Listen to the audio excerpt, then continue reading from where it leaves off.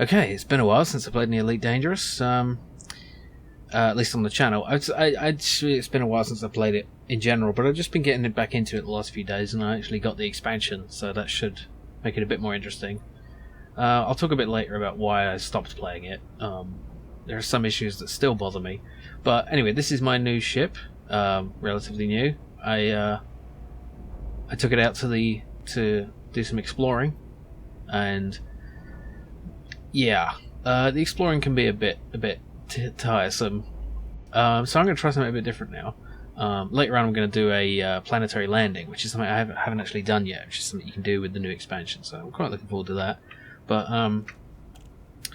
there's a mission here I want to try. Lots of things have changed, including the way the mission board looks. It's not called the bulletin board anymore. It's called the mission board. Was it called the bulletin board before? I don't remember. But it's making me wait.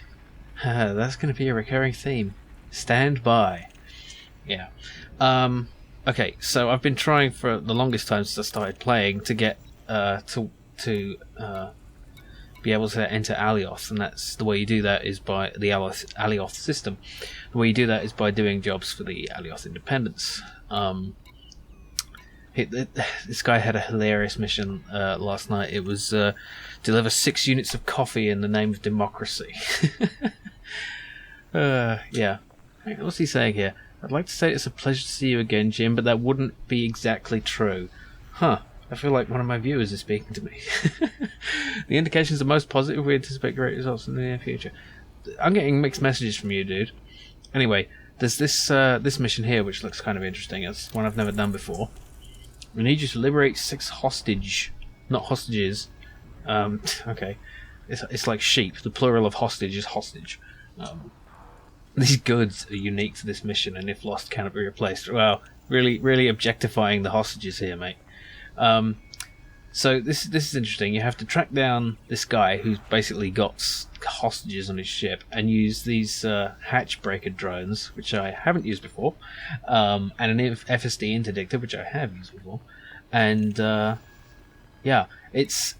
I think there were missions sort of like this before, but it was a bit unclear how you actually did it, and I think the whole interface is much improved. And it's a pretty nice reward as well, 200,000 credits, more or less. So I've actually got half an hour to get there.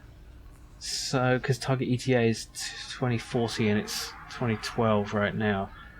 So that's in 78 Ursa Majora. So I guess we'll miss about a bit before then. But yeah, there's no rush, obviously. So I'm going to accept this contract. And I'm going to have to outfit my ship appropriately. Stand by. I'm leaving this in. I'm leaving this in to make a point. Okay. Right. I might as well take you through what else is different. There's this whole Galnet thing. It's been so long. Yeah. One of the updates that came, outside of the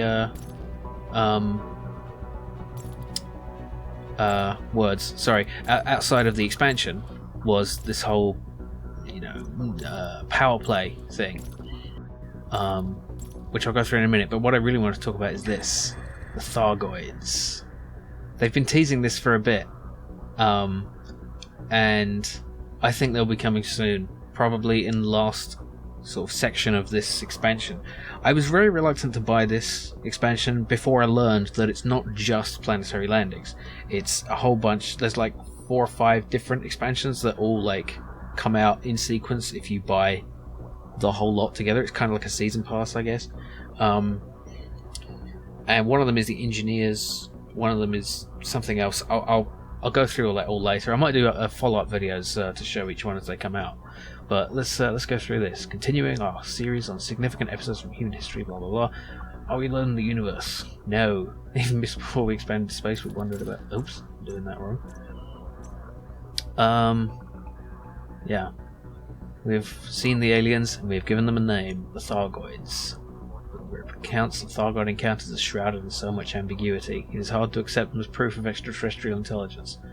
Furthermore, there have been no credible reports of Thargoid sightings for hundreds of years. First reported Thargoid encounters date from 3125. I believe that's the time of the original game, when accounts surfaced that the pilots had been pulled from witch space and attacked by mysterious octagonal starships.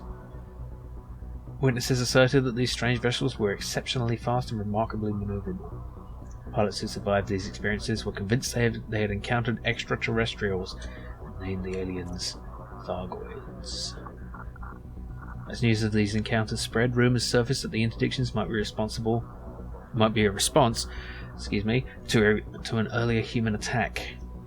Leaked federal intelligence indicated the colonists in the Velier system had encountered and assaulted an extraterrestrial deputation shortly before the Thargoid interdictions began.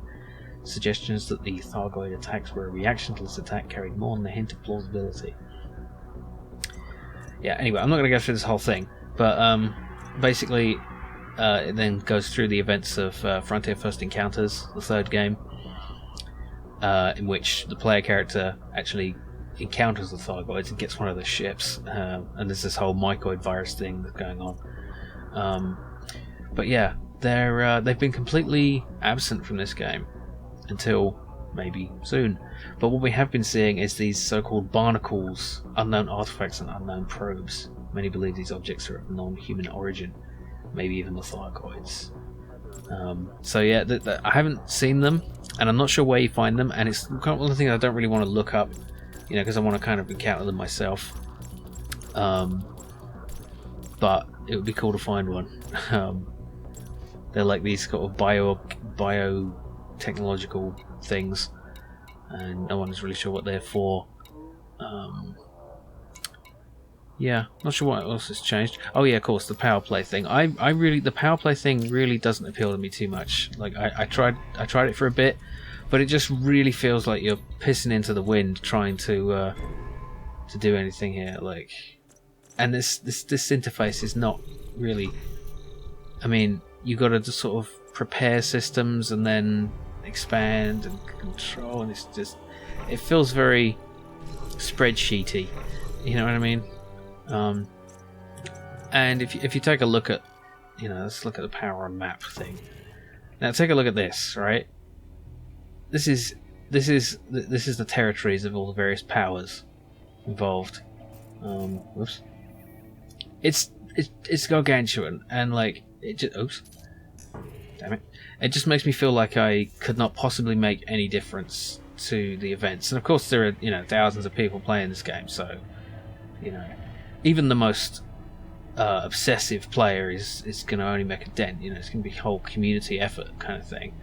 And yeah, it didn't appeal to me too much, so I kind of left that alone. I might get into it later. Maybe I'm just doing it wrong. But yeah, let's outfit my ship for that upcoming mission. So I'm going to need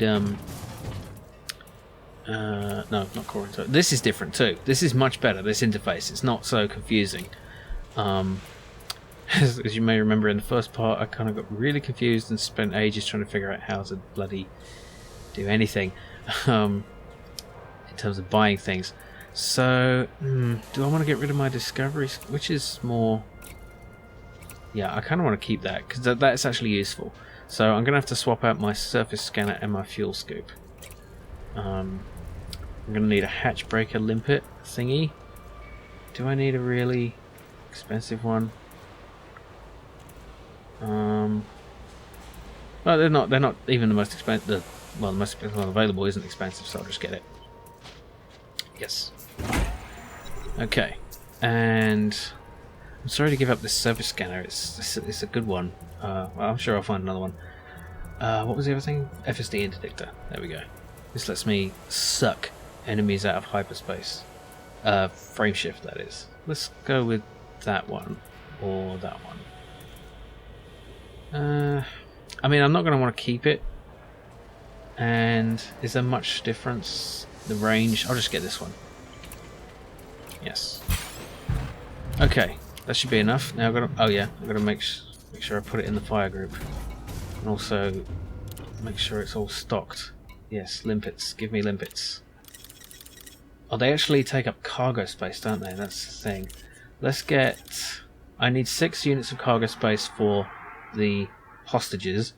They each take up as much space as 1 ton of fuel or something. Let's go with just 7. Why not? That's probably alright. Okay.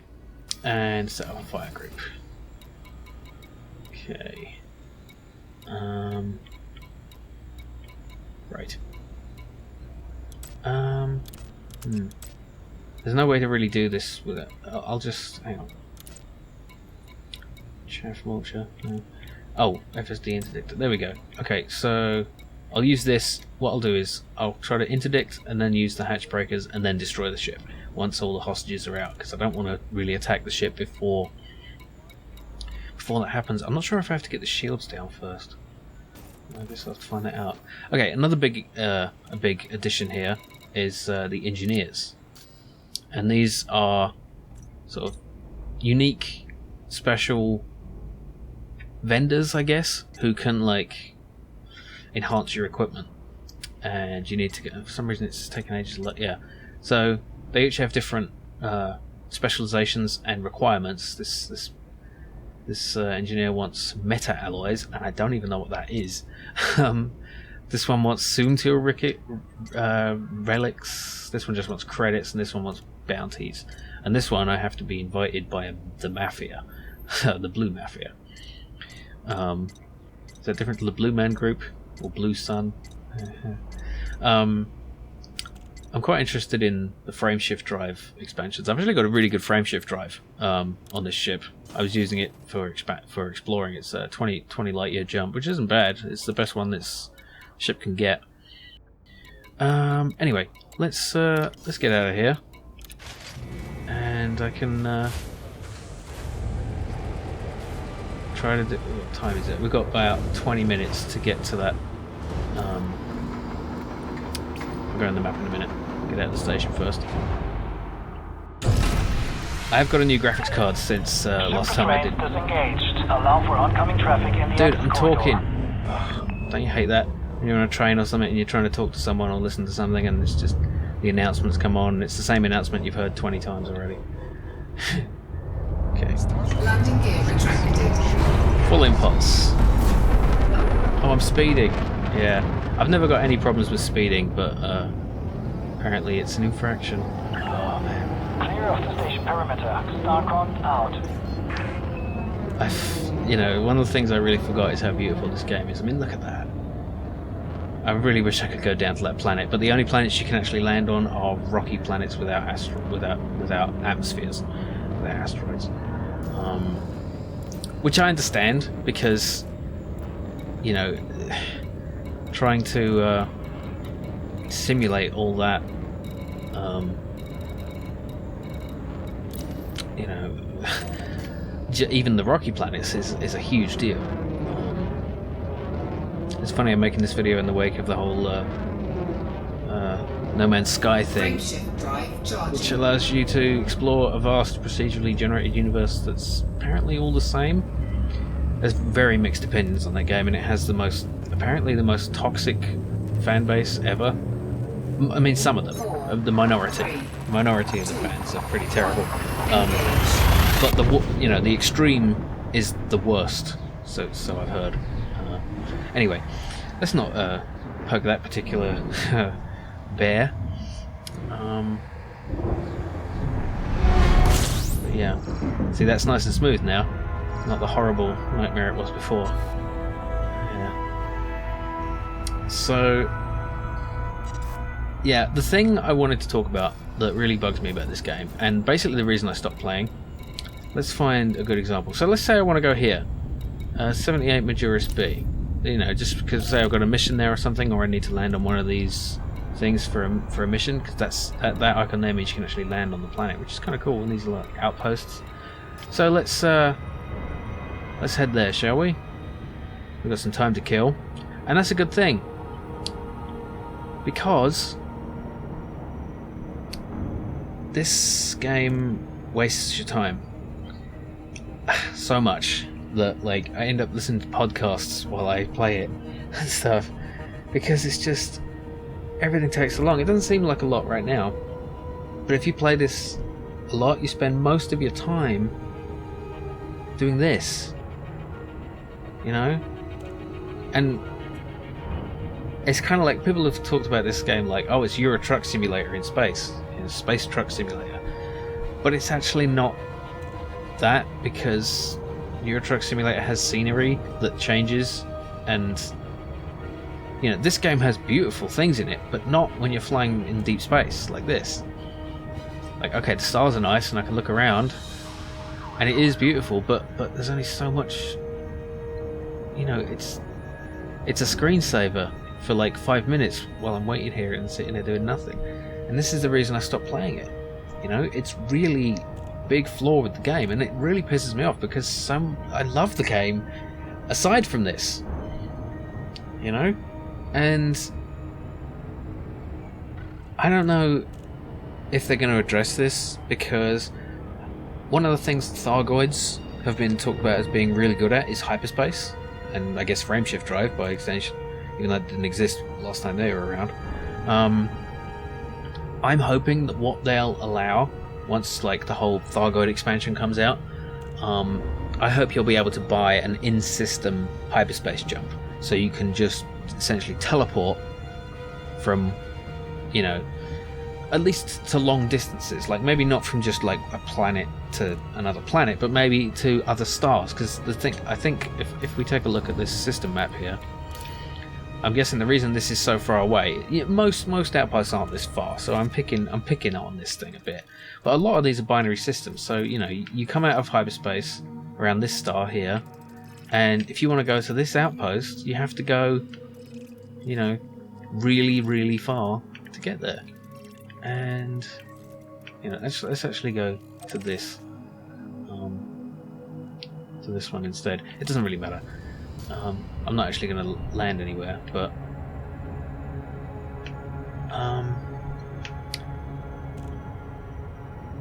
forgot what I was saying. Yeah, the Thargoid. I hope they'll let you like warp to another star in the system, or even better, just when you know, when you come out of hyperspace, you always come out of hyperspace next to a star. I guess, you know, there's some in-universe reason for that, but maybe the Thargoids have better technology. They can target better. They don't have to focus on such a huge mass like a star. They can focus on a planet. That'd be great. You know, if you could pick your exit point in hyperspace, that would fix a lot of these problems. Because this is not fun, what we're doing now, you know. I don't mean listen to me. I mean, maybe that's not fun. But, yeah. It's the worst thing a game can do, I think, in my opinion, is not be interactive. You know, the whole point of a game is to be interactive, and I'm not doing anything.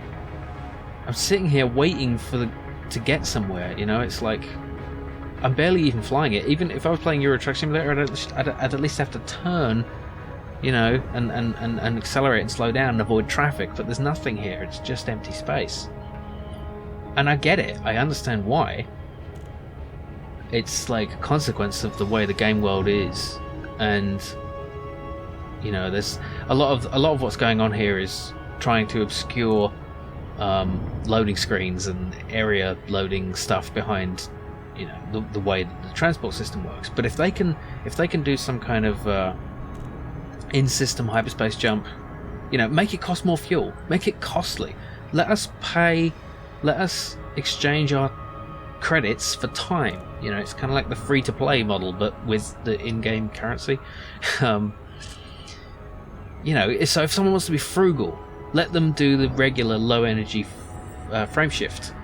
But if they don't mind spending the money, you know, or the fuel, let them do a fast hyperspace jump in system. And I expect many people have suggested this already, but I just really like it if they could do this, because I really want to play this game more, but like, as my life has been changing and I have less free time, I kind of can't put the time I want to into games, and so like a game has to be really, you know, worth my time all the time. You know, it's not like in the old days where I was like 14 playing Frontier Elite 2 in my bedroom every night on my own, alone. or XCOM, and I had all the time in the world, you know. Lots of people don't have that time, and yeah, I think I've ranted enough. So no, I won't slow down. So anyway, I'm gonna head back to 78 Urgent Majoris. B, no, that's not it. It's A that I need, isn't it? Is that it? There it is. Yeah. Okay, so I'm gonna head back there. I'm gonna spare you, and when we come back, when I come back, we'll do that mission. That should be fun. And after that, let's do a planetary landing.